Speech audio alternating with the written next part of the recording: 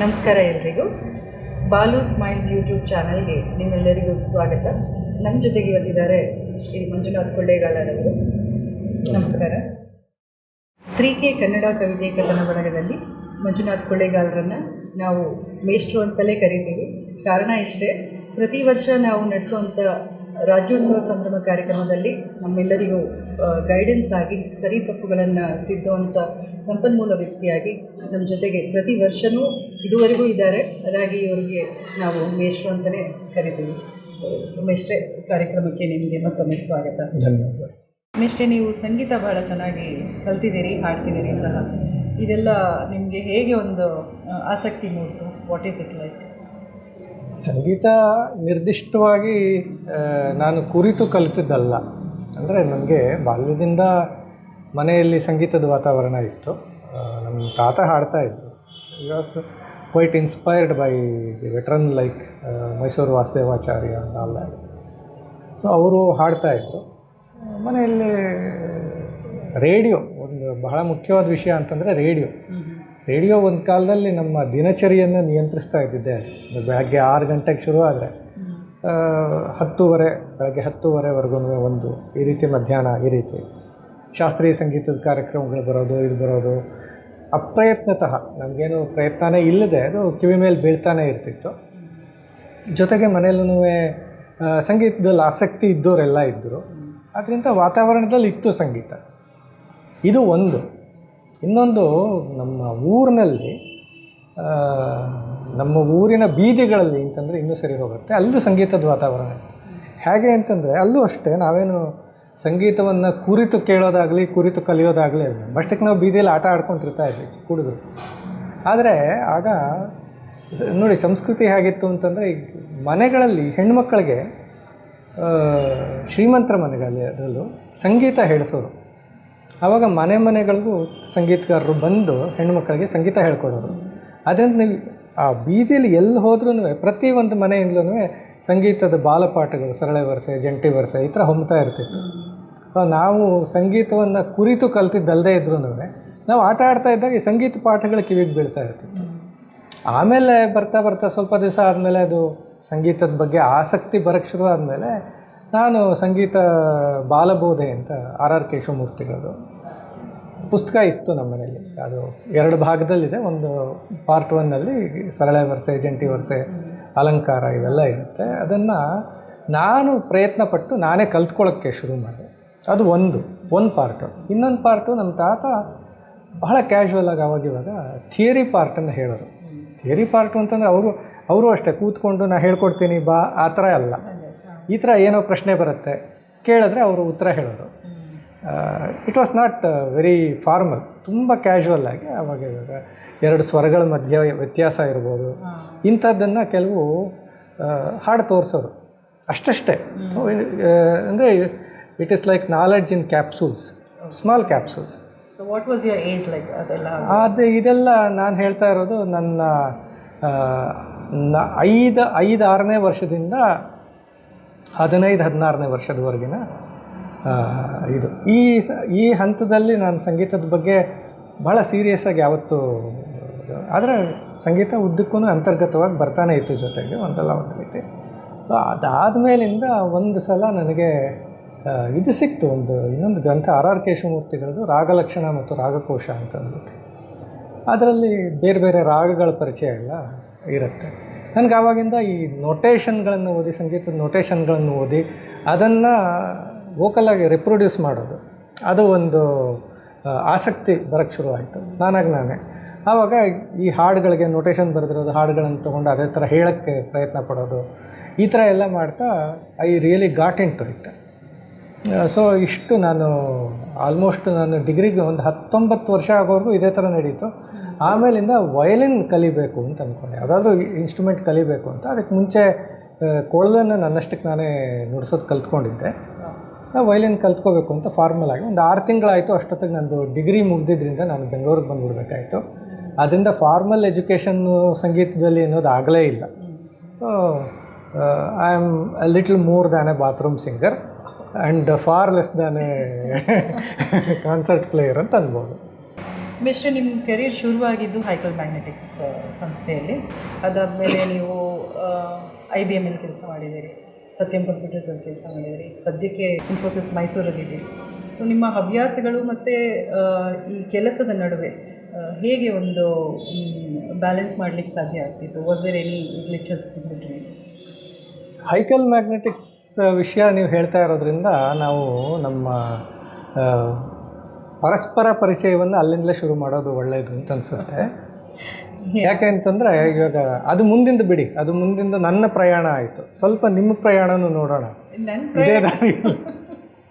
ಯಾಕೆ ಅಂತಂದರೆ Hical Magnetics is the place where I met you first. ನಾವು ಇದೇ ಥರ ಕ್ಯಾಬಿನ್ಗಳಿರ್ತಿತ್ತು. ನಾನು ಇಲ್ಲಿ ಕೂತ್ಕೋತಾ ಇದ್ದೆ, ನೀವು ಅಲ್ಲಿ ಕೂತ್ಕೋತಾ ಇದ್ರಿ. ಏನು ಯಾವುದನ್ನು ಅರೇಂಜ್ ಮಾಡಬೇಕು ಅಂತಂದರೂ ಒಂದು ಹೆಸರು ಕೇಳಿ ಬರ್ತಾಯಿತ್ತು, ನಿಮ್ಮ ಹೆಸರು. ಅಲ್ಲಿ ಬಹಳ ವಾತಾವರಣ ಕೂಡ ಸಾಂಸ್ಕೃತಿಕವಾಗಿ ತುಂಬ ಚೆನ್ನಾಗಿತ್ತು. ಒಳ್ಳೆಯ ವಾತಾವರಣ ಇತ್ತು. ಆಮೇಲೆ ಬೇಕಾದಷ್ಟು ಸಾಂಸ್ಕೃತಿಕ ಕಾರ್ಯಕ್ರಮಗಳನ್ನೆಲ್ಲ ಮಾಡ್ತಾರೆ. ಹೈಕಲ್ ಡೇ ಮಾಡ್ತಾಯಿದ್ರು, ನಿಮಗೆ ಚೆನ್ನಾಗಿ ಜ್ಞಾಪಕ ಇರಬೇಕು. ಅದರಲ್ಲಿ ಹಾಡು ಅದು ಇದು ಸಾಕಷ್ಟು ಭಾವಗೀತೆಗಳು ಇದೆಲ್ಲ ತುಂಬ ಚೆನ್ನಾಗಿರ್ತಿತ್ತು. ಕೆಲಸ ಇರೋದು, ಕೆಲಸಕ್ಕೇನು ಕಡಿಮೆ ಇರಲಿಲ್ಲ. ಕೆಲಸದ ಜೊತೆ ವಾತಾವರಣವೂ ಆಗಿರೋದ್ರಿಂದ ಮನಸ್ಸನ್ನು ಒಂದು ಮಟ್ಟಕ್ಕೆ ಅದು ಹದವಾಗಿಟ್ಕೊಂಡಂಥದ್ದು. ಆಮೇಲಿನ ವಾತಾವರಣದಲ್ಲಿ ನಾನು ಸಂಸ್ಕೃತಿಗೆ ಸಂಬಂಧಪಟ್ಟಿದ್ದನ್ನು ಹೆಚ್ಚಿಗೆ ನೋಡಲಿಲ್ಲ. ಆದ್ದರಿಂದ ನನ್ನ ಮನಸ್ಸು ಕೆರಿಯರ್ಗೂ ಸಂಸ್ಕೃತಿಗೂ ಸಂಬಂಧಪಟ್ಟ ಹಾಗೆ ನೋಡೋದಾದರೆ ಹೈಕಲ್ ಮ್ಯಾಗ್ನೆಟಿಕ್ಸನ್ನು ಬಿಟ್ಟು ಮುಂದಕ್ಕೆ ಹೋಗಲ್ಲ. ಆ ಹಂತದಲ್ಲೇ ನಮ್ಮ ಪರಿಚಯನೂ ಆಗಿದ್ದು. ನೀವು ಸ್ವಲ್ಪ ಇದೇ ಇದರೊಳಗೆ ಹಂಚ್ಕೊಳ್ಳೋವಂಥದ್ದು ಬೇಕಾದಷ್ಟು ಘಟನೆಗಳಿದೆ. ಪ್ರೇಕ್ಷಕರಿಗೆ ನಿಮ್ಮ ಕೈಲಿ ನಾನು ಉಗಿಸ್ಕೊಂಡಿದ್ದೀನಿ.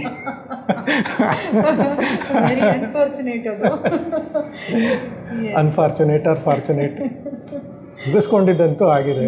ಉಗಿಸ್ಕೊಂಡಿದ್ದು ಅಂದರೆ ನಾನು ಬೈದಿದ್ದೀನಿ ಅಂತ ಆಗ್ಬಿಡುತ್ತೆ. ಇಟ್ ಈಸ್ ನಾಟ್ ದಟ್ ಆಗಬಾರ್ದು ಅಂತಂದ್ರೆ ನೀವು ಅದನ್ನು ವಿವರಿಸಿ ಹೇಳ್ಬೋದು, ನೋಡೋರಿದ್ದಾರೆ. ಯಾಕಂದರೆ ನಮ್ಮದು ತುಂಬ ಒಳ್ಳೆ ಗ್ಯಾಂಗ್. ನಾವು ಎಷ್ಟು ಚೆನ್ನಾಗಿ ಕೆಲಸ ಮಾಡ್ತಿದ್ವೋ ಅಷ್ಟೇ ಚೆನ್ನಾಗಿ ಒಂದು ಫ್ಯಾಮ್ಲಿ ರೀತಿ ಇರ್ತಾ ಇದ್ದಿದ್ದಂಥ ವಾತಾವರಣ.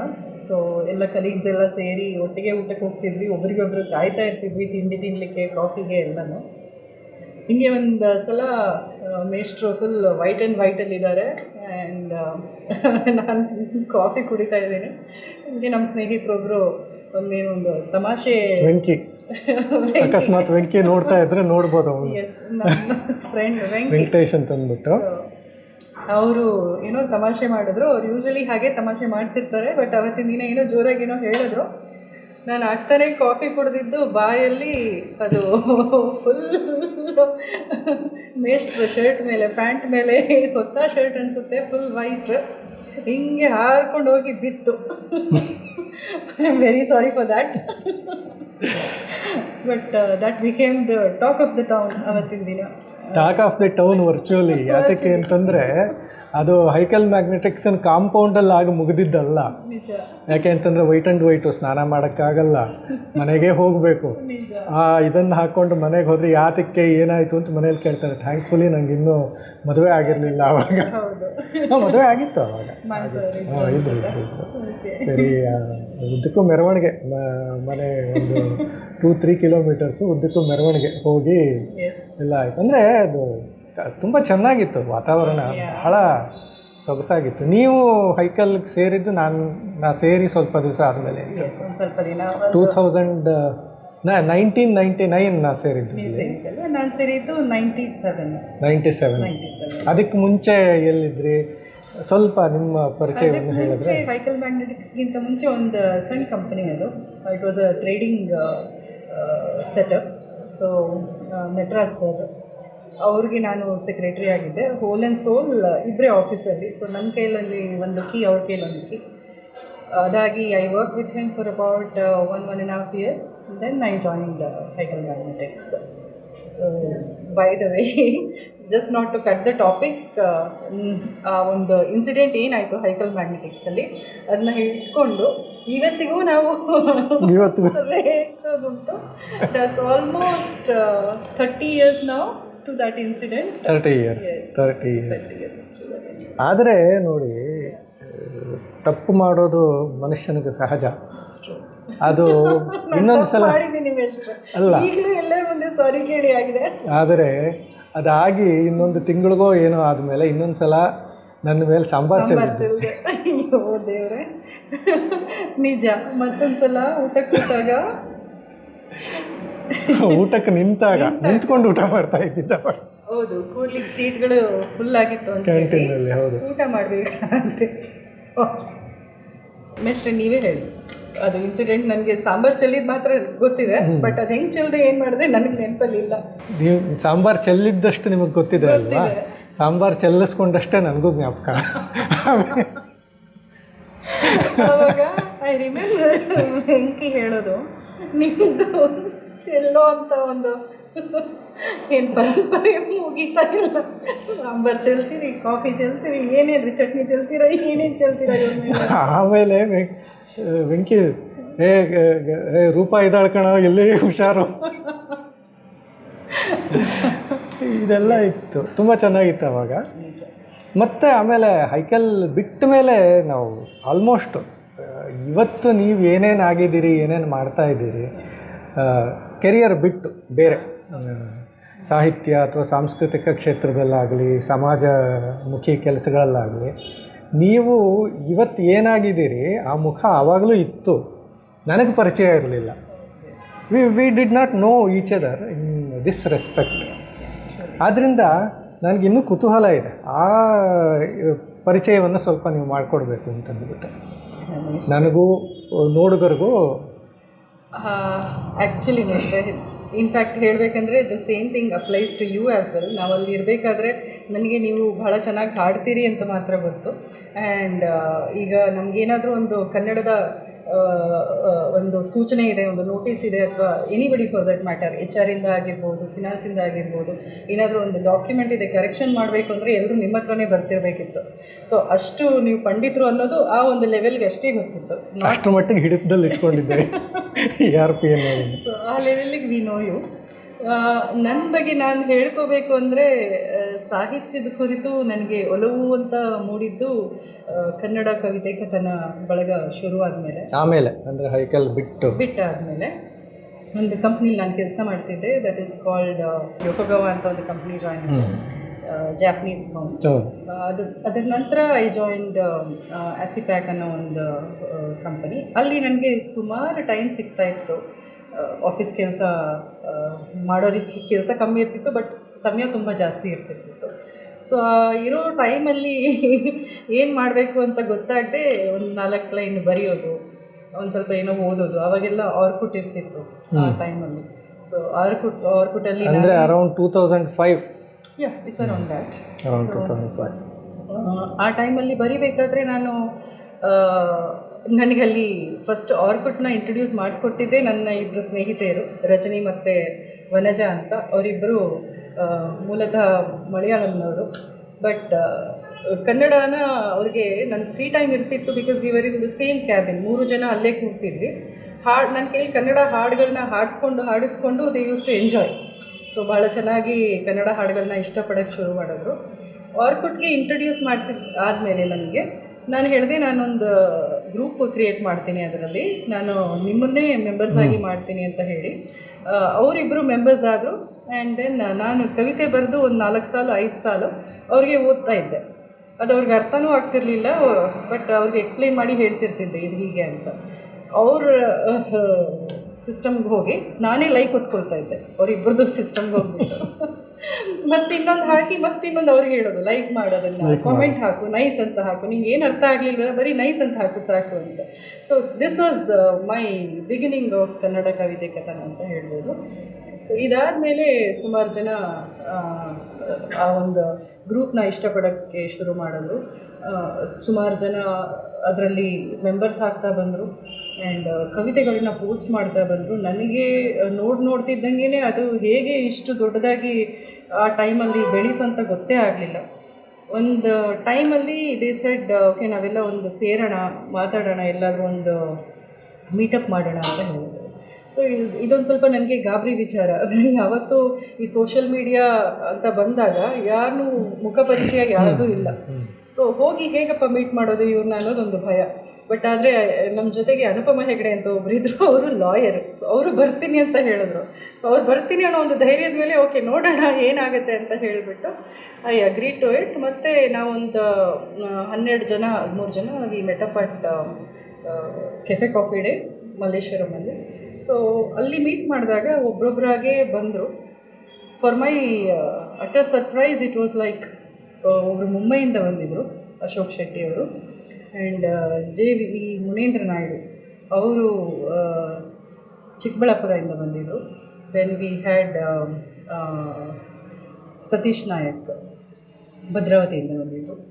Then we had our Mahesh Murthy ಅವರು ಮಂಗಳೂರಿಂದ ಸುರತ್ಕಲ್ಲಿಂದ ಬಂದಿದ್ದರು. ದೆನ್ ಅರುಣ್ ಕ್ವಿಕ್ಕಿ ಅರುಣ್ ಅಂತ ಇದ್ದಾನೆ, ಅವನು ಬಳ್ಳಾರಿಯಿಂದ ಬಂದಿದ್ದ ಅನಿಸುತ್ತೆ ನನ್ನ ಟೈಮಲ್ಲಿ, I am not very sure. But like this ಎಲ್ಲರೂ ಬೇರೆ ಬೇರೆ ಊರಿಂದ ಬಂದಿದ್ದಾರೆ. And I am totally surprised. ಇದು ಹೇಗಪ್ಪ ಸಾಧ್ಯ?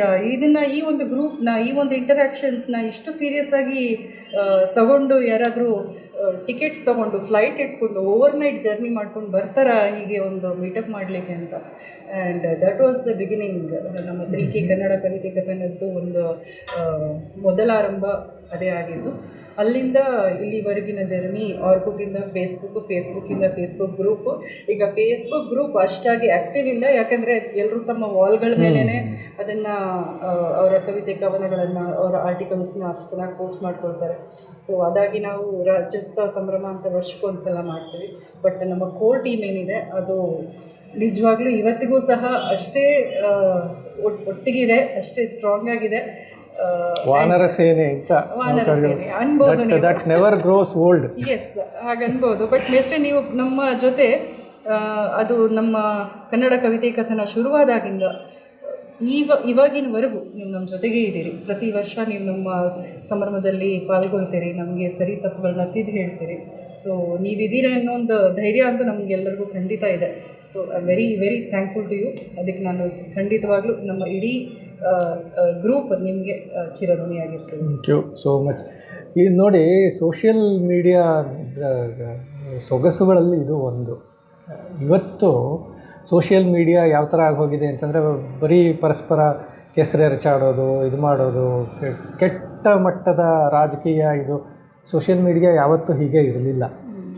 ಸೋಷಿಯಲ್ ಮೀಡಿಯಾದ ಆರಂಭಿಕ 2005 ನೀವು ಹೇಳಿದಾಗೆ ಎಷ್ಟೋ ಜನ ಸಾಹಿತ್ಯ ಅಥವಾ ಈ ಥರ ಸಾಂಸ್ಕೃತಿಕ ಕ್ಷೇತ್ರದಿಂದ ದೂರ ಯಾಕಿರ್ತಿದ್ರು ಅಂದರೆ ಅವ್ರಿಗೆ ಅಭಿವ್ಯಕ್ತಿಗೆ ಒಂದು ವೇದಿಕೆ ಅನ್ನೋದು ಇರಲೇ ಇಲ್ಲ. ನನ್ನ ಕಥೆಯೂ ಆಲ್ಮೋಸ್ಟ್ ಅದೇನೆ. ಓದ್ತಾ ಇದ್ವಿ, ಬರೆಯೋ ಹವ್ಯಾಸ ಏನಿರಲಿಲ್ಲ. ನನಗೂ ಬರೆಯೋ ಹವ್ಯಾಸ ಯಾವತ್ತೂ ಇದ್ದಿದ್ದಿಲ್ಲ. ಮುಂಚೆ ಎಲ್ಲ ಹಳಗನ್ನಡದ್ದು ಅದು ಇದು ಸ್ಕೂಲಿನ ದಿನಗಳಿಂದ ಬೇಕಾದಷ್ಟು ಪದ್ಯಗಳು ಬರೋದು, ಹಳಗನ್ನಡದ್ದು ಇದ್ದೇ ಇರೋದು. ಅದು it used to be a challenge. ಅದನ್ನು ಓದೋದು, ತಪ್ಪಿಲ್ಲದೆ ಓದೋದು, ಲಯಬದ್ಧವಾಗಿ ಓದೋದು, ಆಮೇಲೆ ಅದರ ಮಾತ್ರಾಗಣಗಳು, ಛಂದೋ ವಿಭಾಗಗಳು, ಇದನ್ನೆಲ್ಲ ಗಮನಿಸ್ಕೊಂಡು ಓದೋದು. ಅದು ಗೊತ್ತಿಲ್ಲ, ತಾನಾಗಿ ಅದೊಂಥರ ಚಾಲೆಂಜಾಗಿ ಬರ್ತಾಯಿತ್ತು. ಯಾರೂ ಇದನ್ನು ಹೀಗೆ ಓದಬೇಕು, ಪರೀಕ್ಷೆ ಇದೆ, ಪಾಸ್ ಮಾಡು, ಇಂಥದ್ದೇನೂ ಇರ್ತಿರಲಿಲ್ಲ. ಆದ್ರೂ ಒಂದು ಚಾಲೆಂಜಾಗಿ ಅದು ಬರ್ತಾಯಿತ್ತು. ಆದರೆ ನಮ್ಮ ಆಸಕ್ತಿ ಏನು ಓದಿನ ಮಟ್ಟಕ್ಕೆ ಇರ್ತಿತ್ತು ಅಷ್ಟೇ. ಓದ್ತಾ ಇದ್ವಿ. ಬರೀ ಹಳಗನ್ನಡ ಅಷ್ಟೇ ಅಲ್ಲ, ಆಧುನಿಕ ಸಾಹಿತ್ಯ ಇರ್ಬೋದು, ಲಂಕೇಶ್, ಶಿವಾನಂದಮೂರ್ತಿ, ಅಥವಾ ಪಾಶ್ಚಾತ್ಯ ಸಾಹಿತ್ಯ ಇರ್ಬೋದು, ಕಾಫ್ಕಾ ಅಂತೆ, ಕಾಮ್ಯೂ ಅಂತೆ ಓದ್ಕೋತಾ ಇದ್ವಿ. ಅಥವಾ ರಷ್ಯನ್ ಮ್ಯಾಕ್ಸಿಮ್ ಗಾರ್ಕಿ, ಟಾಲ್ಸ್ಟಾಯ್ ಓದೋದಿತ್ತು. ಬರೆಯೋ ವಿಚಾರ ಯಾವತ್ತೂ ಇರಲಿಲ್ಲ. ಕಾಲೇಜಿನ ದಿನಗಳಲ್ಲಿ ಅವಾಗಿವಾಗ ಒಂದಷ್ಟು ಕೆಲವು ಪದ್ಯಗಳನ್ನು ಗೀಚಿದ್ದಷ್ಟೇ. ಅದು ಎಲ್ಲೂ ಯಾರಿಗೂ ತೋರಿಸೋ ಸಾಹಸನೂ ಮಾಡ್ತಾ ಇರಲಿಲ್ಲ. ಇದು ಆರ್ಕುಟ್, ಇದು Orkut is the first introduction to the social media. ಆವಾಗ ನಾನು IBMಲ್ಲಿದ್ದೆ, ಹೈಕಲ್ ಬಿಟ್ಟಿದ್ದೆ ಆಗ್ತಾನೆ, IBM ಸೇರಿದೆ. ಆಗ ಆರ್ಕುಟ್ ನಿಮ್ಮ ಹಳೆ ಫ್ರೆಂಡ್ಸ್ ಎಲ್ಲ ಇಲ್ಲಿ ಮೀಟ್ ಮಾಡ್ಬೋದು ಅದು ಇದು ಅಂತೆಲ್ಲ ಹೇಳ್ತಾಯಿದ್ರು. ಆವಾಗ ನಾನು ಆರ್ಕುಟ್ ಅಕೌಂಟ್ ಓಪನ್ ಮಾಡಿದ್ದು. ಅಲ್ಲಿಂದ ನೀವು ಹೇಳಿದಾಗೆ ಈ ಥರ ಬೇರೆ ಬೇರೆ ಗ್ರೂಪ್ಗಳಂತೆ ಬರೆದು ಹಾಕೋದು ಅದು ಇದು. ಆದರೂ ಅಲ್ಲಿ ನಾನು ಬರೀ ಓದುಗ ಮಾತ್ರ. ನಾನೇನು ಬರೆದು ಹಾಕಿ ಸೋಷಿಯಲ್ ಮೀಡಿಯಾದಲ್ಲಿ ನಾನು ಏನಾದರೂ ಬರೆದು ಹಾಕಿದ್ದು ಫಸ್ಟು ಅಂತಂದರೆ ಪದಾರ್ಥ ಚಿಂತಾಮಣಿ ಗ್ರೂಪ್ನಲ್ಲಿ. ಅದು ಯಾರೋ ಇಂಟ್ರೊಡ್ಯೂಸ್ ಮಾಡಿದ್ರು, ಇದೊಂದು ಗ್ರೂಪ್ ಇದೆ ಅಂತಂದ್ಬಿಟ್ಟು. ಅದು ಭಾಷೆಗೆ ಸಂಬಂಧಪಟ್ಟಿದ್ದ ಗುಂಪಾದ್ದರಿಂದ ಅಲ್ಲಿ ಬೇಕಾದಷ್ಟು ಯಾರೋ ಪ್ರಶ್ನೆ ಕೇಳೋದು, ಅದಕ್ಕೆ ಯಾರೋ ಉತ್ತರ ಕೊಡೋದು. ಈ ಫಾರ್ಮ್ಯಾಟು ನೋಡಿ, ಮುಂಚೆ ಸೋಷಿಯಲ್ ಮೀಡಿಯಾ ಬರೋಕ್ಕೆ ಮುಂಚೆ ಈ ಫಾರ್ಮ್ಯಾಟನ್ನು ನಾವು ಕನಸು ಊಹೆ ಮಾಡ್ಕೊಳಕ್ಕಾಗ್ತಾ ಇರಲಿಲ್ಲ. ನಮಗೆ ಗುರ್ತಿರೋರು, ಪರಿಚಯ ಇರೋರು ಏನೋ ಪ್ರಶ್ನೆ ಕೇಳಿದ್ರು, ಉತ್ತರ ಹೇಳಿದ್ರು, ಇಂಥದ್ದು ಮಾತ್ರ ಆಗೋದು. ಆದರೆ ಆ ಥರ ಸಹವಾಸವೇ ಇರ್ತಿರ್ಲಿಲ್ಲವಲ್ಲ. All live in a kind of island. ನಮ್ಮ ಆಸಕ್ತಿ ಅಭಿರುಚಿಗಳಿರೋರು ನಮ್ಮ ಸುತ್ತ ಇರಲ್ಲ ಸಾಮಾನ್ಯವಾಗಿ. ಆದ್ದರಿಂದ ಅದು ನಮ್ಮಲ್ಲೇ ಹಾಗೆ ಇರುತ್ತೆ. ಅದು ಈ ಸೋಷಿಯಲ್ ಮೀಡಿಯಾ ಅನ್ನೋದು ಬಂದಿದ್ದರಿಂದ ಅದಕ್ಕೊಂದು ಅವಕಾಶ ಆಯಿತು. ಏನೋ ಹೇಳ್ತಾರಲ್ಲ, ಸಮಾನ ದುಃಖ ವ್ಯಸನೇಶು ಸಖ್ಯಂ ಅಂತಂದ್ಬಿಟ್ಟು, ಒಂದೇ ದುಃಖ, ಒಂದೇ ರೀತಿ ಹವ್ಯಾಸಗಳು, ವ್ಯಸನಗಳು ಇದ್ದರೆ ಸ್ನೇಹ ಬರುತ್ತೆ ಅಂತ ಹೇಳ್ತಾರೆ. ಈ ರೀತಿ ಸಾಹಿತ್ಯದಲ್ಲಿ ಆಸಕ್ತಿ ಇರೋರು ಇರ್ಬೋದು, ಭಾಷೆಯಲ್ಲಿ ಆಸಕ್ತಿ ಇರೋರು ಇರ್ಬೋದು, ಅಥವಾ ಟ್ರೆಕ್ಕಿಂಗು ಅಥವಾ ಟ್ರಾವೆಲಿಂಗು, ಈ ಥರ ಬೇಕಾದಷ್ಟು ಸೋ ಮೆನಿ ಇಂಟ್ರೆಸ್ಟ್ ಗ್ರೂಪ್ಸ್. ಆ ರೀತಿ ಶುರುವಾಯಿತು. ಭಾಷೆಯಲ್ಲಿ ಎಸ್ಪೆಷಲಿ ಜನ ಈ ಥರ ಪ್ರಶ್ನೆ ಕೇಳೋರು, ನನಗೆ ಗೊತ್ತಿರೋದನ್ನು ನಾನು ಹೇಳ್ತಾ ಇದ್ದೆ. ಆ ಹೇಳಿದಾಗ ಕೆಲವು ಸವಾಲುಗಳು ಬರೋದು, ಅವ್ರು ಪ್ರತಿಯಾಗಿ ಏನೋ ಕೇಳೋರು. ಆವಾಗ ಹೇಳೋದು, ಯಾವಾಗ ನಾವು ವಿವರಿಸೋಕ್ಕೆ ಶುರು ಮಾಡ್ತೀವಿ ಅದು ನಮ್ಮಲ್ಲಿ ಹೆಚ್ಚಿಗೆ ಪ್ರಶ್ನೆಗಳನ್ನು ಹುಟ್ಟುಹಾಕತ್ತೆ. That is how you grow actually. ಇದು ಇಲ್ಲಿಂದ ಬೆಳ್ಕೊಂಡು ಹೋಗ್ತಾ ಇದ್ದಿದ್ದು. ಈ ಒಂದು ಭಾಷೆಯಲ್ಲಿ ನನಗೆ ಆಸಕ್ತಿ ಬಂದಿದ್ದಿರ್ಬೋದು, ಅಥವಾ ಸಂಶೋಧನೆಯಲ್ಲಿ ಆಸಕ್ತಿ ಬಂದಿದ್ದಿರ್ಬೋದು. ಇದೆಲ್ಲ ಯಾವಾಗಲೂ ಬೀಜ ರೂಪದಲ್ಲಿ ಮುಂಚಿನಲ್ಲೂ ಇತ್ತು. ಆದರೆ ಅದು ಬೆಳೆದಿದ್ದು, ಒಂದು ಸ್ಪಷ್ಟತೆ ಕಂಡಿದ್ದು ಸೋಷಿಯಲ್ ಮೀಡಿಯಾಯಿಂದ. ಅದಕ್ಕೆ ನಾವು ಎಷ್ಟು ಋಣಿಗಳಾಗಿದ್ದರೂ ಸಾಲದು. ವರ್ಕೌಟ್ ಹೋಯಿತು, ಫೇಸ್ಬುಕ್ ಬಂತು, ಫೇಸ್ಬುಕ್ನಲ್ಲಿ ಬೇರೆ ಬೇರೆ ಗ್ರೂಪ್ಗಳಾಯಿತು. ಇವಾಗ ಅದೂ ನಿಧಾನವಾಗಿ ಕಡಿಮೆ ಆಗ್ತಾ ಇದೆ. ಫ್ಯಾಕ್ಷನಿಸಮ್ ಮತ್ತು ಗುಂಪುಗಾರಿಕೆ, ಅದು ಇದು, ಅದ್ರ ಬಗ್ಗೆ ಎಷ್ಟು ಕಡಿಮೆ ಮಾತಾಡಿದ್ರೆ ಅಷ್ಟು ಒಳ್ಳೆಯದು. ಆದರೆ ಅದು ಒಂದು ಆಸಕ್ತಿಯನ್ನು, ಅಭಿರುಚಿಯನ್ನು ಹುಟ್ಟುಹಾಕ್ತಲ್ಲ, ಅದು ಬಹಳ ದೊಡ್ಡದು ಜೀವನಕ್ಕೆ ಅಂತ ಅನ್ಕೋತೀನಿ. ಈ ರೀತಿ ಮುಂದುವರ್ಕೊಂಡು ಹೋಗಿದೆ ಅಂತ ಅಂದ್ಬಿಟ್ಟು. ನಿಜವೇ. ನೀವು ನಿಮ್ಮ ಕೆಲಸದ ನಡುವೆ ಅಂದರೆ ಇಷ್ಟು ಕಂಪ್ನಿಗಳಲ್ಲಿ ಕೆಲಸ ಮಾಡ್ತಾನೇ ನಿಮ್ಮದು ಸುಮಾರು 5 ಬ್ಲಾಗ್ಗಳಿವೆ ನಾನು ನೋಡ್ದಂಗೆ. ಒಂದು ನನ್ನ ಬರಹಗಳು, ಸಂಸ್ಕೃತಿ ಸಂಪತ್ತು ಅರ್ಜಿತ, ಭಗವದ್ಗೀತಾ ವಿಚಾರ ಲಹರಿ, ಕರ್ನಾಟಕ ಕಥಾಮಂಜರಿ. ಸೊ ಇದಿಷ್ಟು ಬ್ಲಾಗ್ಗಳಲ್ಲಿ ನೀವು ನಿಮ್ಮ ಸಮಯನ ಹೇಗೆ, ನಿಮ್ಮ ಕೆಲಸ, ಉದ್ಯೋಗ, ಅದು ಮತ್ತು ನಿಮ್ಮ ಹವ್ಯಾಸಗಳು, ಇದ್ರ ಮಧ್ಯೆ ಒಂದು ಬ್ಯಾಲೆನ್ಸ್ ತರಲಿಕ್ಕೆ ಹೇಗೆ ಸಾಧ್ಯ ಆಯಿತು? ಇದು ನೋಡಿ, ಬ್ಯಾಲೆನ್ಸು ಅಂತಂದರೆ ಇದಕ್ಕೋಸ್ಕರ ಕೆಲಸ ಮಾಡೋದು ಅಥವಾ ಕೆಲಸಕ್ಕೋಸ್ಕರ ಅದನ್ನು ಮಾಡೋದು ಆ ಥರ ಅಲ್ಲ. ಈ ಬ್ಲಾಗ್, ಇವಾಗ ಹೆಚ್ಚಿಗೆ ಜನ ಬ್ಲಾಗ್ ಬರೆಯೋದು ಇಲ್ಲ, ಬ್ಲಾಗ್ಗೆ ಯಾರೂ ವಿಸಿಟ್ ಮಾಡೋದು ಇಲ್ಲ, ಅದು ಬೇರೆ ವಿಷಯ. ಬ್ಲಾಗ್ ಅಂದರೆ ಬೇಸಿಕಲಿ ಅದು ನಮ್ಮ ದಿನಚರಿ ಇದ್ದ ಹಾಗೆ, ಡೈರಿ. ನಾವು ಸಾಮಾನ್ಯವಾಗಿ ಎಲ್ಲರೂ ಡೈರಿ ಥರ ಉಪಯೋಗಿಸ್ತಾ ಇದ್ರು ಅದನ್ನು. ನಮಗೇನು ಅನಿಸುತ್ತೋ ಅವತ್ತೇನು ಅನಿಸುತ್ತೋ ಅದನ್ನು ಹಾಕೋದು, ಪೋಸ್ಟ್ ಮಾಡೋದು. ಸೊ ಇದಿರಲಿಲ್ಲ ಆವಾಗಿನ್ನು, ಏನು ಫೇಸ್ಬುಕ್ಕು ಅದೆಲ್ಲ ಇರಲಿಲ್ಲ. ಆವಾಗ ಜನ ಹೆಚ್ಚು ಬರಿತಾಯಿದ್ರು, ಬ್ಲಾಗಲ್ಲಿ ಬರಿತಾಯಿದ್ರು. ಅದೊಂದು ರೀತಿ it gave dum a tool. ಯಾರು ಪಬ್ಲಿಷರ್ ಕೈ ಕಾಯಬೇಕಾಗಿಲ್ಲ. ಅದ್ರ ಜೊತೆ ಬಂದಂಥ ಬೇರೆ ಬೇರೆ ರಾಜಕಾರಣಗಳು ಯಾವುದೂ ಇಲ್ಲ. ಅಂದರೆ ಮುಕ್ತವಾಗಿ ಒಂದು ವೇದಿಕೆ ಬರೆಯೋರಿಗೆ. ಅದರಿಂದ ಎಷ್ಟೋ ಜನ ಬೇಕಾದಷ್ಟು ಅದ್ಭುತವಾದ ಬ್ಲಾಗ್ಸ್ ಎಲ್ಲ ಇದೆ. ಸೊ ಇದನ್ನು ನೋಡಿದಾಗ ನನಗೇನು ಅನ್ನಿಸ್ತು ಅಂತಂದರೆ, ನಾನು ಇಲ್ಲಿವರೆಗೂ ಬರೆದಿಟ್ಟಿದ್ನಲ್ಲ ಅದನ್ನೆಲ್ಲ ಇಲ್ಲಿ ಆನ್ಲೈನಲ್ಲಿ ಹಾಕಿಟ್ರೆ ಯಾವಾಗಲೂ ಸರ್ಚ್ ಕೇಪಬಿಲಿಟೀಸ್ ಇರುತ್ತೆ, ಸರ್ಚ್ ಮಾಡ್ಬೋದು, ಇದು ಮಾಡ್ಬೋದು. ಆ ಉದ್ದೇಶದಿಂದ ನಾನು ಬರೆಯೋಕ್ಕೆ ಶುರು ಮಾಡಿದ್ದು. ಆಮೇಲೆ ಜನ ಓದೋಕ್ಕೆ ಶುರು ಮಾಡಿದಾಗ ಪರವಾಗಿಲ್ಲ, ಇದು this can be used as A publishing platform also ಅಂತಂದ್ಬಿಟ್ಟು ಶುರು ಮಾಡಿದ್ದು. ಅದನ್ನು ಬರೆಯೋಕ್ಕೋಸ್ಕರ ನಿರ್ದಿಷ್ಟವಾಗಿ ಸಮಯ ಎತ್ತಿಡೋದು ಅನ್ನುವಂಥದ್ದು ಏನಿಲ್ಲ. ಇವಾಗ ಕೆಲಸ ಮಾಡ್ತಾ ಇರ್ತೀವಿ, ಯಾವುದೋ ಹೊಳೆಯುತ್ತೆ, ಇದ್ದಕ್ಕಿದ್ದಾಗೆ ಯಾವುದೋ ಒಂದು ಪದ್ಯದ ವಿಷಯ ಇರ್ಬೋದು, ಲೇಖನ ಇರ್ಬೋದು, ಅಥವಾ ಯಾವುದೋ ಒಂದು ಸಂಶೋಧನೆ ವಿಷಯ ಇರ್ಬೋದು. ಉದಾಹರಣೆಗೆ ಒಂದು ಅಕ್ಷರ ಯಾವುದೋ ರೂಪದಲ್ಲಿ ಇದ್ದಿದ್ದು ಇವತ್ತು ಈ ರೂಪಕ್ಕೆ ಹೇಗೆ ಬಂತು, ಇದ್ದಕ್ಕಿದ್ದಾಗೆ ಹೊಳೆಯುತ್ತೆ. ಇವಾಗ ನೀವು ಇಂಗ್ಲೀಷಲ್ಲಿ ಆರ್ ಬರಿತೀರ, ದೇವನಾಗರಿಲಿ ರಾ ಬರಿತೀರ, ಕನ್ನಡದಲ್ಲಿ ರಾ ಬರಿತೀರ. ಇದು ಮೂರಕ್ಕೂ ಅದರ ರೂಪದಲ್ಲಿ ಏನಾದರೂ ಸಂಬಂಧ ಇದೆಯಾ? ಇಲ್ಲಿಂದ ಇದು ಹೇಗಾಯಿತು? ಈ ಥರ ಅರ್ಕಾವತ್ತಿನ ವಿಷಯ, ಈ ಥರ ಬೇಕಾದಷ್ಟು.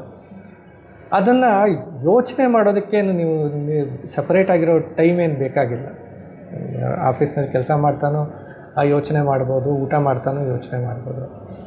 ಆವಾಗ ಕೆಲವು ಓದಬೇಕು ಅಂತ ಅನಿಸುತ್ತೆ, ಕೆಲವು ತಿಳ್ಕೋಬೇಕು ಅನಿಸುತ್ತೆ. ಅದು ಅಷ್ಟೇ. ಇವಾಗ ಎಲ್ಲ ಡಿಜಿಟೈಸ್ ಆಗಿರೋದ್ರಿಂದ ನೀವು ಕೆಲಸದ ಮಧ್ಯೆ ಇನ್ನೊಂದು ಟ್ಯಾಬ್ ಓಪನ್ ಮಾಡಿಕೊಂಡು ಸರ್ಚ್ ಮಾಡ್ಬೋದು.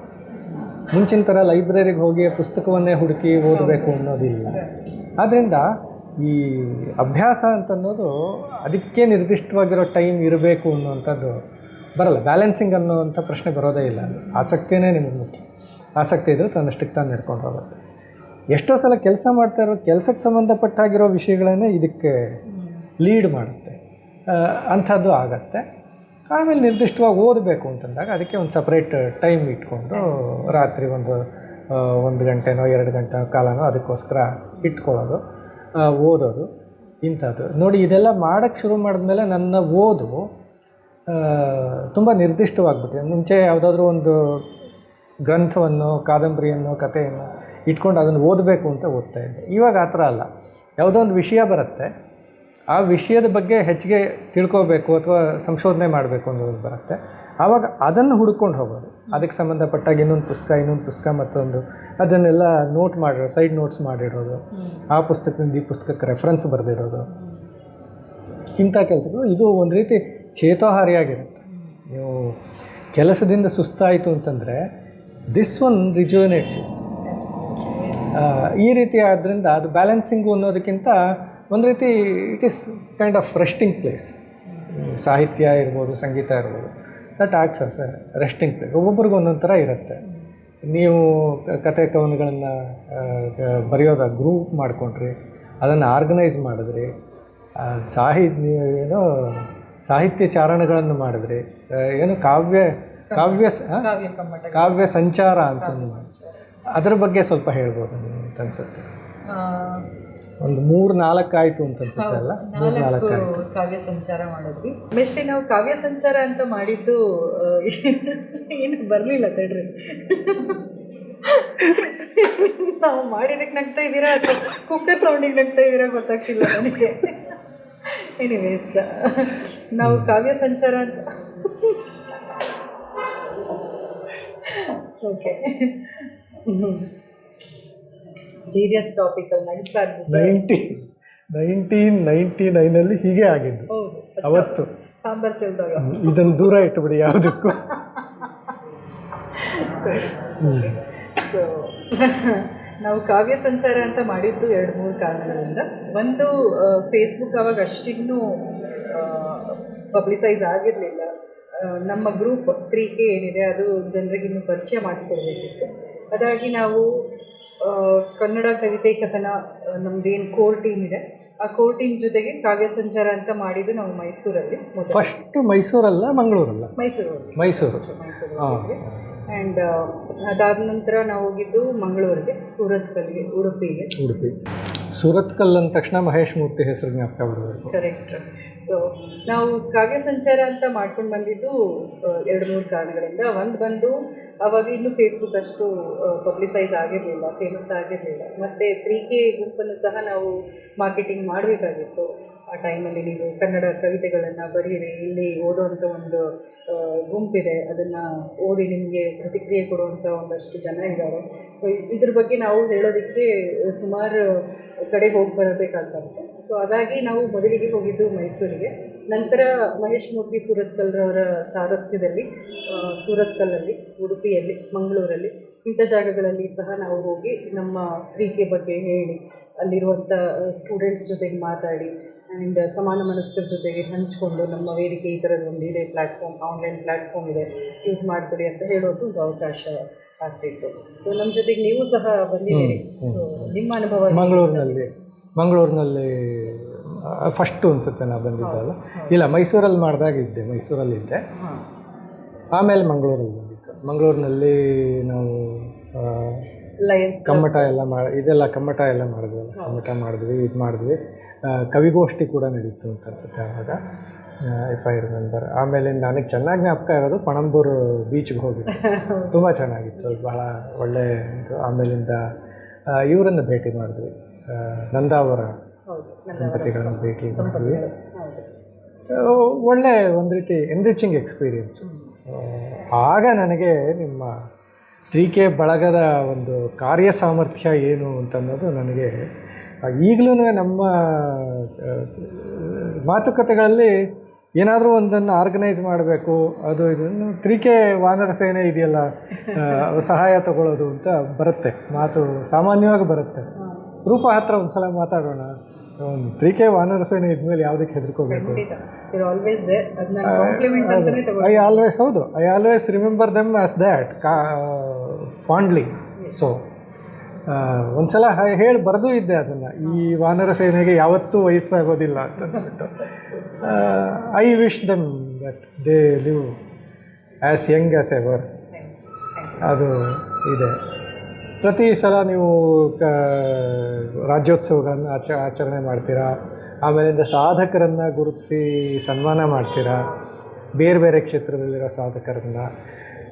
ಇದು this branches out from the literary field. ನಿಮ್ಮ ಸಾಹಿತ್ಯಿಕ ಆಸಕ್ತಿಗಳನ್ನು ಕುರಿತು ಹೇಳಿದ್ರಿ. 3K ಬಳಗದ ಮುಖ್ಯ ಕಾರ್ಯಕ್ಷೇತ್ರ ಅದು ಅಂತ. ಆದರೆ ಅದು ಅಲ್ಲದೆ ನಿಮ್ಮ ಆಸಕ್ತಿಗಳು ಇನ್ನೂ ಬೇರೆ ಕ್ಷೇತ್ರದಲ್ಲೆಲ್ಲ ಹರಿದಿದೆ. ಟ್ರಾವೆಲ್ ಇರ್ಬೋದು, ಬೇರೆ ಸಮಾಜಮುಖಿ ಕಾರ್ಯಕ್ರಮಗಳಿರ್ಬೋದು, ಈ ಥರ ಸಾಧಕರನ್ನು ಸನ್ಮಾನ ಮಾಡೋವಂಥ ಇದಿರೋ, ಸಾಧಕರನ್ನು ಗುರುತಿಸೋ ಅಂಥದ್ದೊಂದು ಇರ್ಬೋದು. ಯಾಕೆಂತಂದರೆ ಗುರುತಿಸೋದು, ಸನ್ಮಾನ ಮಾಡೋದು ಅನ್ನೋದು ಒಂದು, ಅದು ಅವ್ರಿಗೆ ಕೊಡೋ ಒಂದು ಉತ್ತೇಜನ ಇದೆಯಲ್ಲ, ಅದು ಬಹಳ ದೊಡ್ಡ ಕೆಲಸಗಳನ್ನು ಮಾಡುತ್ತೆ. ಇದನ್ನು ನಾವು ಗಮನಿಸ್ಕೊಂಡು ಬಂದಿದ್ದೀವಿ. ಉದಾಹರಣೆಗೆ ನಮ್ಮ ಇವರಿರ್ಬೋದು, ಧರ್ಮೇಂದ್ರ ಅವರಿರ್ಬೋದು, ಆಮೇಲೆ ಹೋದ ಸಲ ಇನ್ನೊಂದು ಮಾಡಿದ್ರು ಹರಿಣಿ ಅವರು ಮಾಡಿದ್ವಿ. ಇದನ್ನೆಲ್ಲ ನೆನೆಸ್ಕೊಂಡು ಒಂದು ರೀತಿ ಮನಸ್ಸು ತುಂಬ ಬರುತ್ತೆ. ಒಬ್ಬೊಬ್ಬರೂ ಅವ್ರ ಕ್ಷೇತ್ರದಲ್ಲಿ ಸಾಕಷ್ಟು ಸಾಧನೆಗಳನ್ನು ಅದಕ್ಕೆ ಮುಂಚೆನೂ ಅದಾದ ಮೇಲೂ ಮಾಡಿದ್ದಾರೆ. ಸೊ ನಿಮ್ಮ ಬೇರೆ ಆಸಕ್ತಿಗಳು ಇದು ಹೇಗೆ ನಡೀತಾ ಇದೆ, ಇದರ ಬಗ್ಗೆ ಸ್ವಲ್ಪ. 3K ಇವತ್ತಿನ ದಿನ ಒಂದು ಸೋಷಿಯಲ್ ಮೀಡಿಯಲ್ಲಿ ಗುರುತಿಸ್ಕೊಳ್ಪಡುತ್ತೆ ಅನ್ನೋದಕ್ಕೆ ಕಾರಣ ನಾನು ಶುರು ಮಾಡಿದ್ದಷ್ಟೇ ಅಲ್ಲ, ಬಟ್ ಅದರಲ್ಲಿ ಇರುವಂಥ 4 ಮೆಂಬರ್ಸ್ಗೆ ಸಲ್ಲುತ್ತೆ. ಅವರು ಅಷ್ಟೇ ಆಸಕ್ತಿಯಿಂದ ಅದನ್ನು ಪ್ರತಿ ವರ್ಷ ಚಾಚೂ ತಪ್ಪದೆ ಒಂದು ಕಾರ್ಯಕ್ರಮವನ್ನು ನಡೆಸ್ಕೊಂಡು ಹೋಗುವಂಥ ರೀತಿ. ಮುಂಚೆ ನಾನು I was guiding a little, but that is not sufficient. ಒಂದು ಈಕ್ವಲ್ ಮೈಂಡ್ಸೆಟ್ ಇರುವಂಥ ಒಂದು ಗ್ರೂಪ್ ಇದ್ದರೆ ಸಾಧ್ಯ ಇದೆಲ್ಲ ಮಾಡಲಿಕ್ಕೆ. So I owe all of the credits to my core team members. ಇದು 3K ಬಗ್ಗೆ ನಾನು ಹೇಳಲೇಬೇಕಾದ ಸಂಗತಿ. ಮತ್ತು ಉಳಿದಂತೆ ನಂದೇನು ಆಸಕ್ತಿ ಇದೆ, whether it is travel or whether it is cooking ಅಥವಾ ಒಂದು NGOs ಜೊತೆಗೆ ಏನು ನನ್ನೊಂದು ಒಡನಾಟ ಇದೆ, ಇದೆಲ್ಲ ಸ್ವಲ್ಪ ಹಂಗೆ ಹೇಳಬೇಕಂದ್ರೆ ಮೈ ಸೆಲ್ಫ್ ಇಂಟ್ರೆಸ್ಟ್ ಇಷ್ಟೇ. ಐ ಸಿ ದಟ್ ನಮ್ಮ ಲೈಫ್ ಸುಮಾರು ಸಲ ನಾನು ಯೋಚನೆ ಮಾಡ್ತೀನಿ, ವೈ ಹ್ಯಾವ್ ಐ ಬಾರ್ನ್, ಏನು ಮಾಡಲಿಕ್ಕೆ ಹುಟ್ಟಿದ್ದೀನಿ ಅಂತ. ಆ್ಯಂಡ್ ನನ್ನಿಂದ ಯಾರಿಗೇನು ಸಹಾಯ ಆಗ್ತಾಯಿದೆ, ಏನು ಪ್ರಯೋಜನ ಆಗ್ತಾಯಿದೆ ಅಂತ ನೋಡಿದಾಗ at the end of the day it's nothing at all. ಎಲ್ಲೋ ಒಂದು ಕಡೆ it says you are want to do something more, just not in the kitchen cooking, no not that. Just not going to a corporate office and making some money, no, not that. What else then? So ಆ ಥರ ಪ್ರಶ್ನೆಗಳನ್ನ ನನಗೆ ನಾನೇ ಹಾಕ್ಕೊಂಡು ಕೇಳ್ಕೊಂಡಾಗ ನನಗೆ ಅನಿಸಿದ್ದು, expectations ಇಲ್ಲದೆ ನಾವೇನು ಮಾಡ್ತೀವಿ, that is what it gives lot of satisfaction. So ಆ ಒಂದು ನಿಟ್ಟಿನಲ್ಲಿ ನಾನು ಹುಡ್ಕೊಂಡು ಹೋದಾಗ ನನಗೆ ಪರಿಚಯ ಆಗಿದ್ದು ನೆಲೆ ಅನ್ನುವಂಥ ಒಂದು NGO, ನರೇಂದ್ರ ನೆಲೆ ಅಂತ. ಅಲ್ಲಿ ಮಕ್ಕಳಿಗೆ ನಾನು ಪ್ರತಿ ವಾರ ಹೋಗಿ ಅವ್ರ ಜೊತೆಗೆ ಸ್ವಲ್ಪ ಸಮಯ ಕಳೆಯೋದನ್ನು ಮಾಡ್ತಾ ಇದ್ದೆ. ಸೊ ಆ ನೆಲೆಯಿಂದ ನನಗೆ ಸುಮಾರು NGOಗಳ ಪರಿಚಯ ಆಗ್ತಾ ಬಂತು. ಸೊ ನಾನು ಚೈಲ್ಡ್ ಕೌನ್ಸಿಲಿಂಗಲ್ಲಿ ಒಂದು ಸರ್ಟಿಫಿಕೇಷನ್ ಕೋರ್ಸ್ ಮಾಡಿಕೊಂಡೆ. So it a very major course, but it gave me an insight like how the children's mindset works, especially NGOಗಳಲ್ಲಿರುವಂಥ ಮಕ್ಕಳಿಗೆ, ಒಂದು ತಂದೆ ತಾಯಿ ಇಲ್ದಿರುವಂಥ ಮಕ್ಕಳಲ್ಲಿ ಯಾವ ರೀತಿಯ ಒಂದು ಮಾನಸಿಕ ಏರುಪೇರು ಆಗ್ತಿರುತ್ತೆ. ಸೊ ಅದನ್ನು ಒಂದು ಅಡ್ರೆಸ್ ಮಾಡಲಿಕ್ಕೆ ಅಂತಲೇ ನಾನು ಆ ಕೋರ್ಸ್ ಮಾಡಿಕೊಂಡೆ, which is quite helpful to me. And ಪ್ರತಿ ವಾರ ಹೋಗ್ತಾ ಇದ್ದಂಥ ಒಂದು NGOಲ್ಲಿ ಏನಾಯಿತು, ಕೆಲವು ಮಕ್ಕಳನ್ನ ನಾನು ಭೇಟಿಯಾಗಿ ಅವ್ರ ಜೊತೆಗೆ ಮಾತಾಡ್ತಾ ಅವ್ರದ್ದೊಂದು ಇದ್ದಂಥ ಫಿಯರ್ ಫ್ಯಾಕ್ಟರ್ಸ್ ಏನಿದೆ, ಅಲ್ಲಿ ಇರಬೇಕಾದ್ರೆ ಅವ್ರಿಗೆ ಬರುವಂಥ ಪ್ರಶ್ನೆಗಳೇನು, what is it that they go through. So ಇದೆಲ್ಲದಕ್ಕೂ ಒಂದು ಸೆಟ್ ಆಫ್ ಟೂಲ್ಸ್ ಅಂತ ನಾನೇ ಮಾಡಿಕೊಂಡು I started giving counselling to the children. And ಅದು ನನಗೆ ಇಮ್ಮೆನ್ಸ್ ಸ್ಯಾಟಿಸ್ಫ್ಯಾಕ್ಷನ್. ನಾನು ಊಟ ಮಾಡಿದ್ರು ಬಿಟ್ಟರು nothing matters. But when I do this, ನನಗದು it used to give me a great sense of satisfaction. Yeah, maybe this is what I'm supposed to be doing. So ಇದಾಗಿ ನನಗೆ N G ಒಗಳ ಒಡನಾಟ ಶುರುವಾಯಿತು. Since I know that ತುಂಬ ಜನ ಸ್ನೇಹಿತರು ಅವ್ರದ್ದು ಒಂದು ಡೊನೇಷನ್ ಮಾಡಬೇಕು ಅಂದರು ಅಥವಾ ಎಲ್ಲಾದರೂ ಒಂದು ಕಾರ್ಯಕ್ರಮ ಮಾಡಬೇಕು ಅಂದರು, they approach me. So which is the right place to go, ಎಲ್ಲಿ ಹೋಗಬೇಕು, ಎಲ್ಲಿ ಡೊನೇಟ್ ಮಾಡಬೇಕು, ಹೇಗೆ ಮಾಡಬೇಕು ಅಂತ. I am there to be supporting them ಅಥವಾ coordinating to all of these things. ಇದೊಂದು ಖುಷಿ ಕೊಡುವಂಥ ವಿಚಾರ. ಆ್ಯಂಡ್ ಟ್ರಾವೆಲ್ ಅಂತ ಬಂದಾಗ yes, just to rejuvenate myself. Corporate life ಇದೆ, ಅಲ್ಲಿ ಸ್ಟ್ರೆಸ್ ಯಾವ ರೀತಿ ಇರುತ್ತೆ ಅಂತ ನಿಮಗೆ ಗೊತ್ತು. ಸೊ ಕೆಲಸದ ನಡುವೆ ಈ ಸ್ಟ್ರೆಸ್ಫುಲ್ ಲೈಫ್ ಮಧ್ಯೆ ಇದೊಂದು travel is something that actually rejuvenates me a lot. either solo going or with friends or with group. I love traveling. So ಅದಾಗಿ ಟ್ರಾವೆಲ್ ಅಲ್ಲಲ್ಲಿ ಒಂದು ಸ್ವಲ್ಪ ಮಾಡ್ತಿರ್ತೇನೆ. ಇನ್ ಅಡಿಷನ್ ಟು ದ್ಯಾಟ್, ನನ್ನ ಜಾಬಲ್ಲಿ ನನಗೆ ಟ್ರಾವೆಲ್ ಅಂತ ಕಳಿಸಿದಾಗ from the time I start packing, ನಂದು ಪ್ಯಾಕಿಂಗ್ ಮಾಡ್ಕೊಳ್ಳೋಕೆ ಶುರು ಮಾಡಿದಾಗಿಂದ ಹಿಡಿದು ನಾನು ವಾಪಸ್ ತಿರುಗಿ ಬರೋವರೆಗೂ ಎವ್ರಿ ಬಿಟ್ ಆಫ್ ಇಟ್ ನಾನು ಭಾಳ ಖುಷಿಯಿಂದ ಎಂಜಾಯ್ ಮಾಡ್ತೀನಿ. ಒಂದು ಬಸ್ಸಲ್ಲಿ ನನಗೆ ಒಂದು ಕಾರ್ನರ್ ಸೀಟ್ ಸಿಕ್ಕಲಿಲ್ಲ ಅಂದರೂ ಪರವಾಗಿಲ್ಲ, ಒಂದು ನಿಂತ್ಕೊಂಡೇ ಒಂದು ಟ್ರಾವೆಲ್ ಮಾಡಿದ್ರೂ ಪರವಾಗಿಲ್ಲ, ಒಂದು ಎಲ್ಲೋ ನಂಗೆ ಅಲ್ಲಿ ಸಭೆಯಲ್ಲಿ ನಂಗೆ ಊಟ ಸಿಗಲಿಲ್ಲ ಮತ್ತು ಇನ್ನೆಲ್ಲೋ ತೊಗೊಂಡು ತಿಂದೆ ಅಂದರೂ ಪರವಾಗಿಲ್ಲ. ಬಟ್ ಅದು ಪ್ರತಿಯೊಂದು ಫೇಸ್ ಟ್ರಾವೆಲ್ದು ನಾನು ತುಂಬ ಎಂಜಾಯ್ ಮಾಡ್ತೀನಿ. So that is me travel ಅಂತ ಬಂದಾಗ. ಮತ್ತು ಇನ್ನೆಂಥ ಹವ್ಯಾಸಗಳಿಲ್ಲ, ಇಂಥವೇ ಹಾಡ್ಕೊಳ್ತೀನಿ ಒಂದು ಸ್ವಲ್ಪ. ಈಗ ಮ್ಯೂಸಿಕ್ ಕಲಿತಾ ಇದ್ದೀನಿ. ಆ್ಯಂಡ್ ಮ್ಯೂಸಿಕ್ಕಿಗೆ there is no age. So ನಮ್ಮ ma'am, she is younger than me, but ಭಾಳ ಚೆನ್ನಾಗಿ ಹೇಳ್ಕೊಡ್ತಾರೆ. ಆ್ಯಂಡ್ ಕಲ್ತ್ಕೊಂಡು ಹೋಗ್ತಾ ಇದ್ದೀನಿ. ಏನು ಮ್ಯೂಸಿಕ್ಕು? ಕರ್ನಾಟಕ ಮ್ಯೂಸಿಕ್ ಕಲಿತಾ ಇದ್ದೀನಿ. ಓ ನೋಡಿ, ಈ ಮುಖದ ಪರಿಚಯವೇ ಇಲ್ಲ ನನಗೆ. ಆದ್ದರಿಂದ ನೋಡಿ, ಬಾಲು ನನಗೆ ಹೇಳಿದ್ರು ಇವತ್ತು ರೂಪಾ ನಿಮ್ಮನ್ನು ಸಂದರ್ಶನ ಮಾಡ್ತಾರೆ ಅಂತಂದುಬಿಟ್ಟು. ಅದಕ್ಕೆ ನಾನು ಇದು that is not going to be very fair ಅಂತ ಅಂದುಬಿಟ್ಟು, ನೋಡಿ ಅವರಲ್ಲೇ ಮುಚ್ಚಿಟ್ಟಿರೋ ಅಂಥದ್ದು ಬೇಕಾದಷ್ಟಿದೆ, ಅದನ್ನು ಬಯಲುಗೆಳೆಯೋದು ಕೆಲಸ ಇದೆ. ಆದ್ದರಿಂದ ನೋಡಿಯಪ್ಪ, ಇಟ್ಸ್ ಓನ್ಲಿ ಆನ್ ಮ್ಯೂಚುವಲ್ ಇದು ಕಂಡೀಷನ್ನಿನ ಮೇಲೆ ಇದನ್ನು ಮಾಡೋಣ ಅಂತಂದುಬಿಟ್ಟು. ನೋಡಿ, ನೀವು ಆವಾಗಲೇ ನಾನು ಒಂದು ಪ್ರಶ್ನೆ ಕೇಳಿದ್ರೆ, ನಿಮ್ಮ ಕೆಲಸಕ್ಕೂ ಬೇರೆ ಆಸಕ್ತಿಗಳಿಗೂ ಯಾವ ಥರ ಬ್ಯಾಲೆನ್ಸ್ ಮಾಡ್ತೀರಿ ಅಂತ. ಅದಕ್ಕೆ ಉತ್ತರ ಬಹುಶಃ ನೀವೇ ಇವಾಗ ಕೊಟ್ರಿ. ಯಾಕೆ ಅಂತಂದರೆ, ನನಗೆ ಗೊತ್ತಿರೋ ಥರ ನಿಮ್ಮ ಸ್ಪೆಷಲೈಸೇಷನ್ ಏನು ಅಂತಂದರೆ ಅಡ್ಮಿನಿಸ್ಟ್ರೇಷನ್, ನಿರ್ವಹಣೆ, ವ್ಯವಸ್ಥೆಗಳನ್ನು ಮಾಡೋದು, ಪ್ರತಿಯೊಂದನ್ನು ಅರೇಂಜ್ ಮಾಡೋದು, ಆರ್ಗನೈಸ್ ಮಾಡೋದು. ನನಗೆ ಆವಾಗಲೇ ಇದನ್ನು ಹೇಳುವಾಗ ಅಡ್ಮಿನ್ ದಿವಾ ಅಂತ ಒಂದು ಪದ ಹೊಳೀತು ನನಗೆ. ಯಾಕೆ ಅಂತಂದರೆ, ನೀವು ದಶಕಕ್ಕೂ ಹೆಚ್ಚಿನ ಕಾಲದಿಂದ ನೀವು ಅದರಲ್ಲೇ ಇದ್ದೀರಿ. You have specialised like anything. ನಿಮಗೆ ಅದು ಈ ಆಸಕ್ತಿಗಳಲ್ಲಿ ಬೇಕಾದಷ್ಟು ಸಹಾಯ ಮಾಡಿದೆ. ಉದಾಹರಣೆಗೆ ಇವಾಗ ಇದು ಏನೋ ಎನ್ ಜಿ ಒಗಳಿಗೆ ಬಂದಿದ್ದಿರ್ಬೋದು. ಅದನ್ನು ನೋಡಿ, ಎನ್ ಜಿ ಒಲ್ಲಿ ನೀವು ಏನು ಕೆಲಸ ಮಾಡ್ತಾರೆ ಅದು ನಿಮ್ಮ ಹೃದಯಕ್ಕೆ ಸಂಬಂಧಪಟ್ಟಿದ್ದು. ಆ ಹೃದಯಕ್ಕೆ ಸಂಬಂಧಪಟ್ಟ ಕೆಲಸಗಳನ್ನು ಮಾಡೋದಕ್ಕೂ ಕೆಲವು ಟೂಲ್ಸ್ ಬೇಕಾಗತ್ತೆ. ಆ ಟೂಲನ್ನು ನೀವು ನಿಮ್ಮ ಕಾರ್ಯಾನುಭವದಿಂದ ಪಡೆದಿದ್ದೀರಿ, ಅಂದರೆ ನಿಮ್ಮ ವರ್ಕ್ ಎಕ್ಸ್ಪೀರಿಯನ್ಸನ್ನು ಪಡೆದಿದ್ದೀರಿ. This is how your work and your passion go hand in hand. ಆವಾಗ ಏನಾಗುತ್ತೆ, ಕೆಲಸ ಅನ್ನೋದು ಭಾರ ಆಗಲ್ಲ, ಅಥವಾ ನಿಮ್ಮ ಆಸಕ್ತಿ ಅನ್ನೋದು ಕೆಲಸಕ್ಕೆ ಅಡ್ಡ ಆಗಲ್ಲ. ಎರಡೂ ಒಟ್ಟಿಗೆ ನಡೆಯುತ್ತೆ. ಇವಾಗ ನಿಮ್ಗೆ ಆ ಕೆಪಬಿಲಿಟಿ ಇರೋದ್ರಿಂದ ಇವಾಗ ಒಂದು ಟ್ರಾವೆಲ್ ಅರೇಂಜ್ ಮಾಡೋದಿರ್ಬೋದು, ಅಥವಾ ಯಾವುದಾದ್ರೂ ಎನ್ ಜಿ ಒಗಳಿಗಾಗಿ ಒಂದು ಕಾರ್ಯಕ್ರಮವನ್ನು ಅರೇಂಜ್ ಮಾಡೋದಿರ್ಬೋದು, ಅಥವಾ ನಾವೇನಾದರೂ ಇಂಥದ್ದೊಂದು ಕಾರ್ಯಕ್ರಮ ಮಾಡಬೇಕು ಅಂತಂದರೆ ನಮಗೆ ಫಸ್ಟ್ ನಿಮ್ಮ ಹೆಸರು ಜ್ಞಾಪಕ ಬರುತ್ತೆ. ರೂಪಾ ಹತ್ರ ಒಂದು ಸಲ ಮಾತಾಡಿ ನೋಡೋಣ ಅಂತಂದ್ಬಿಟ್ಟು. ಈ ರೀತಿ this is how you become a resource person. ನಾವು ಕೆಲಸ ಮಾಡ್ತೀವಿ, ಸಂಬಳ ಬರುತ್ತೆ, ಹೊಟ್ಟೆಪಾಡಿನ ಇರುತ್ತೆ, ನಾವು ಅದಕ್ಕೆ ತಕ್ಕಾಗ ನಾವು ಕೆಲಸ ಮಾಡ್ತೀವಿ. ನಾವೇನು ತೊಗೊಂಡ್ವಿ ಅದರಿಂದ? Something to enrich us in doing what we always are passionate about. ಅದು you stand as a beautiful example of it. This is what I understand. ನೀವು ನನ್ನನ್ನು ಕೇಳಿದ ಪ್ರಶ್ನೆಗೆ ಇಲ್ಲಿ ಉತ್ತರ ಇದೆ ಅಂತ ಅನ್ನಿಸ್ತು. ಆದ್ದರಿಂದ ಇದನ್ನು ರಾಮ ರಾಮ ರಾಮ ಸೀತಾ ರಾಮ ಎನ್ನಿರೋ, ನೇಮದಿಂದ ಭಜಿಸುವವಗೆ ನೇಮದಿಂದ ಭಜಿಸುವವಗೆ ಕಾಮಿತಗಳ ಕೊಡುವ ನಾಮ ರಾಮ ರಾಮ ರಾಮ ಸೀತಾ ರಾಮ ಎನ್ನಿರೋ. ಅಷ್ಟೆಲ್ಲ ಆಸೆ ಇಲ್ಲ ಮೇಷ್ಟ್ರೆ ನನಗೆ. It is for my self satisfaction, ನನಗೆ ಖುಷಿ ಕೊಡುವಂಥದ್ದು, ಅದಾಗಿ ಹಾಡ್ಕೊಳ್ತೀನಿ. ಆತ್ಮಸಂತೋಷಕ್ಕೋಸ್ಕರ ಸಂಗೀತ ಹಾಡೋದೇ ಮುಖ್ಯ. ಹಾಂ, ಮಾಡೋ ಎಲ್ಲ ಕೆಲಸಗಳು ಅದೇ ರೀತಿ ಅಲ್ವಾ? ಯಾವುದೇ ಮಾಡಿದ್ರೂ ನಮಗೆ ಅದರಿಂದ ಒಂದು ಸಂತೋಷ ಆಗಬೇಕು, ಆಗ ಮಾತ್ರ ಅದು ಹೊರಗಿನವ್ರಿಗೆ ತಲುಪತ್ತೆ ಹೊರತು ಹಾಂ ಅದು ಹೊರಗೋಸ್ಕರ ಅಂತ ಮಾಡ್ತಾ ಹೋದರೆ ಅದರಲ್ಲಿ ಜೀವ ಇರಲ್ಲ. ಯಾವುದೇ ಕೆಲಸವಾದರೂ ಹಾಗೆ ಅಂತ ಅನ್ಕೊತೇನೆ.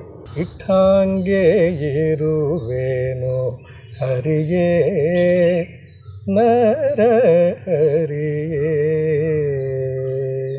ತುಂಬ ಅರ್ಥಪೂರ್ಣವಾದಂಥ ಹಾಡು, ಎಷ್ಟು ಅನುಭವಪೂರ್ಣವಾದ.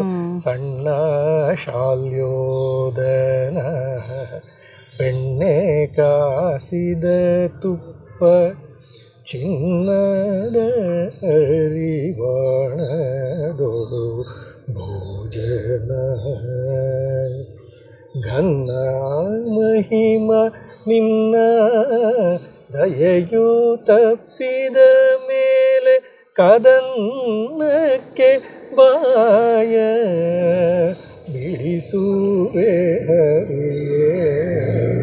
ಇಟ್ಟಾಗೆ ಇರುವೇನೋ ಹರಿಯೇ ನರ